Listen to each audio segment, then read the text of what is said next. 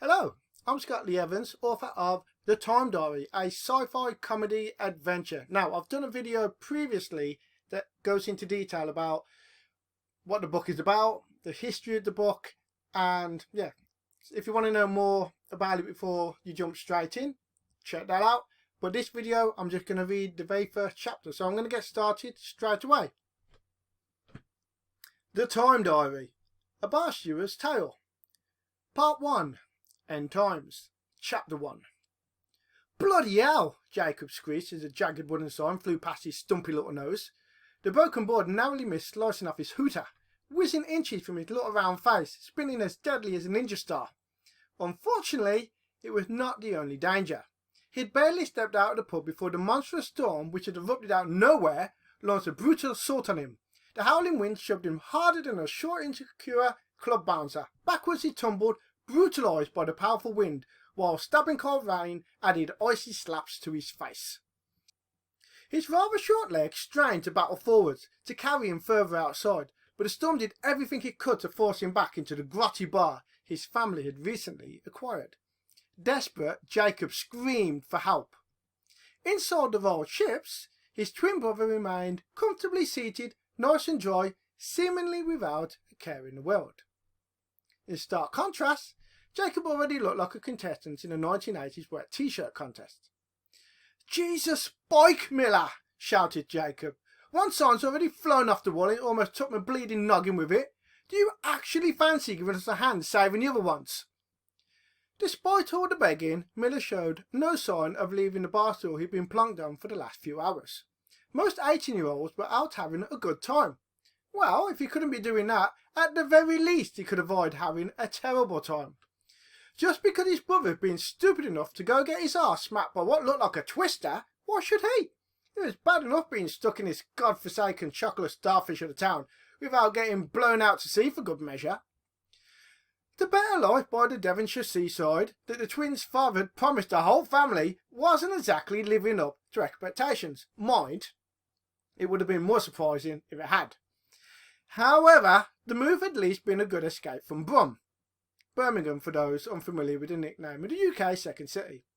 But that's a story for another time. Once more, Jacob bellowed through the howling wind, the lashing rain, and the war drums of thunder. But Miller didn't budge. Sure, Jacob could concede that all the noise might steal away some of his cries for help, but the pub's double-fronted doors had been smashed open only minutes ago. He alone had valiantly ventured out into the black hole of the night to rescue the new signs he spent all week lovingly painting. Now, you would think that his brother might just take an interest in what was happening to him. But no, not Miller. Instead, his twin remained glued to the news whilst feeding his pet hamster, Mr. Chippy, who lived in his shirt pocket. Despite his desperate hopes, Jacob knew he would get no help from Miller, and so he persevered through the rain that felt like a tsunami of water crashing over him. He almost had his fingertips to the nearest remaining A-board when a powerful gust of wind picked it up and gleefully flung it away into the air. As Jacob screamed every expletive he could remember at whatever force was behind his torment, he noticed that actually the weather was really weird. It appeared that all the rain, the lightning too, and the gale force wind was coming from a single spot directly above their pub. In fact, it seemed to be coming from whoosh. Bit of anticipation there for you. His attention was swiftly diverted as the A-board came back around and yet again just missed his head. Well, he thought, it seemed God didn't like being called all those names, so in future he would keep those just for his brother. He really should go back inside, but he desperately wanted to save the last remaining sign he'd painted. How else would the local yokels know about his amazing promotional plans? Like blind date night for actual blind people. For the price of a beer... Oh no, sorry. He would round up all the local uglies and tell them that for the price of a beer, they might actually find love. They could meet folk who really meant it when they said they were more interested in personality than looks. However, having run out to save the boards from the storm, Jacob was now suspecting he might not be around to enjoy any of his guaranteed successes, as the wind would no doubt carry his short arse off to Oz any second. Miller! He yelled, more panicked now. The wind was literally lifting him off his little feet. Frantically, he grabbed hold of the door handle to stop himself being blown over the cliff edge that the pub was precariously perched on. Can you please help me? Oh, hang on a minute, Jay. Miller snipped over his shoulder.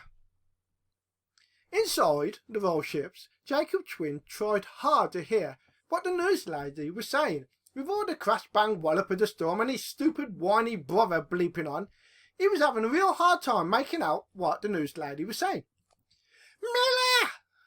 Miller! wailed Jacob. His wet small hands were having a real difficult time keeping hold of the smooth brass handle. As he pleaded for help, his voice definitely hit notes that Mariah Carey would be proud of.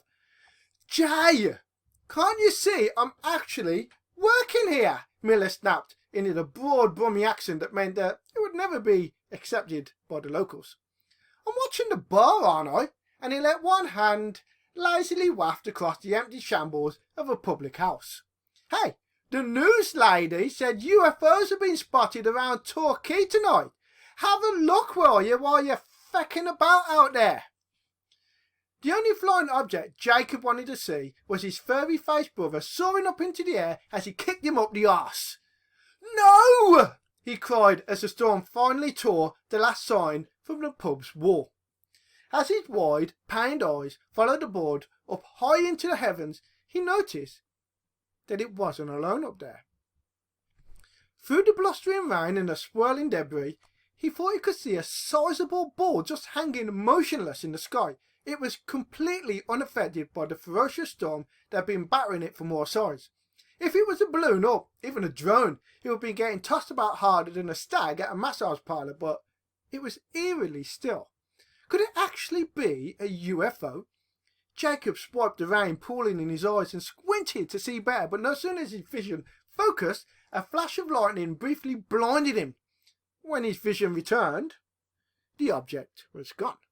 Miller! Miller! Miller! No reply from his twin. There's a UFO out here! I can see one! It's right outside!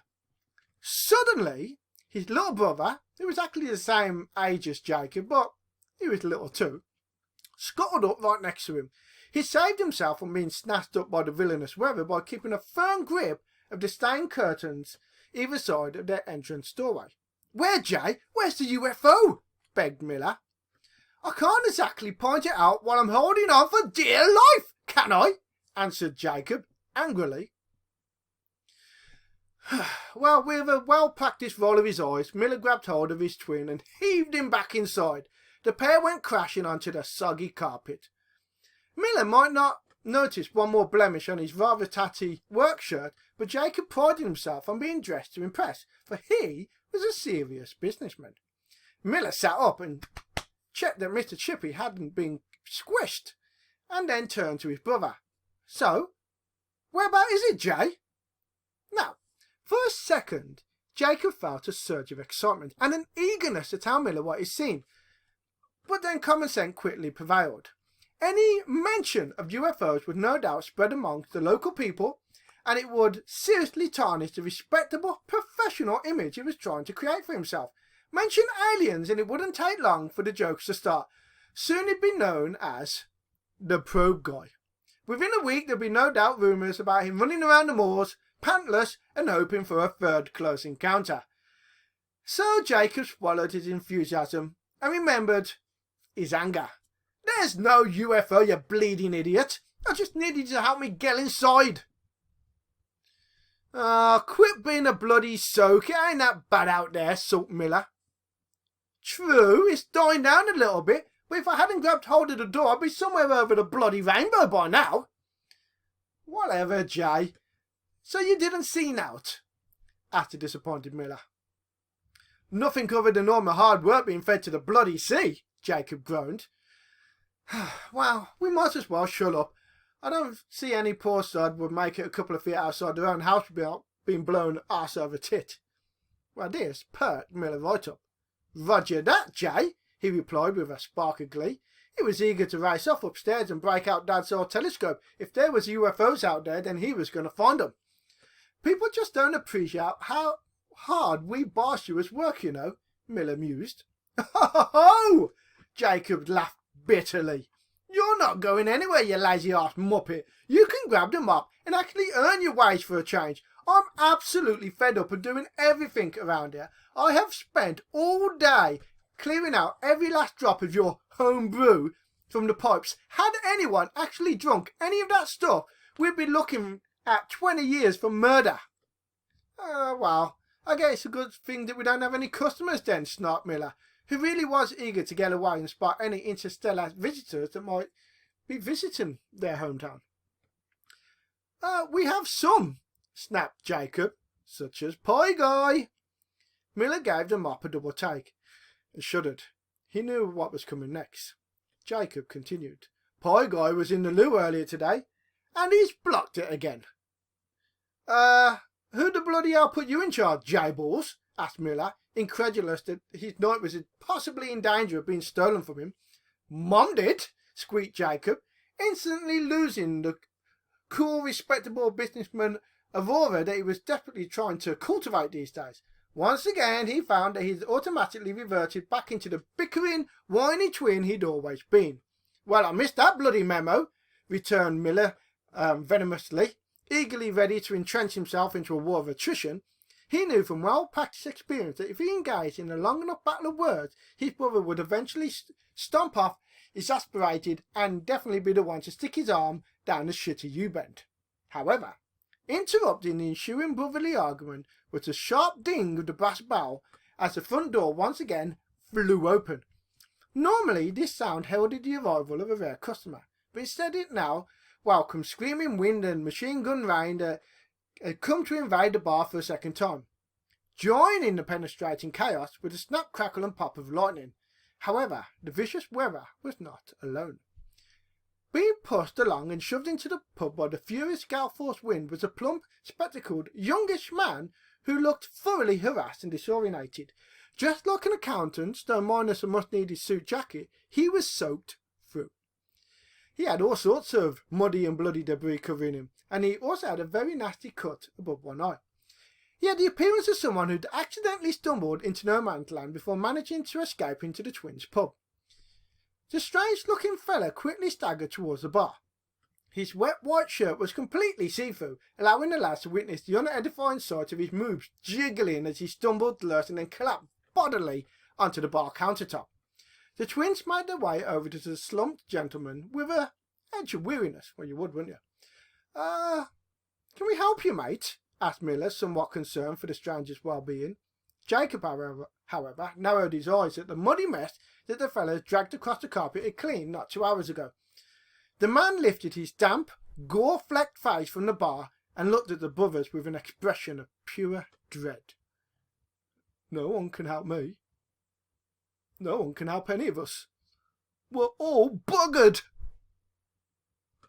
And that's the end of chapter 1. If you would like to know what happens to Jacob and Miller next and who the stranger is, claiming that we're all buggered, then check out The Time Diary, available on Amazon as digital ebook, paperback and hardback. I'm Scott Lee Evans. I hope you enjoyed this, and maybe I'll post up some more chapters soon. Bye.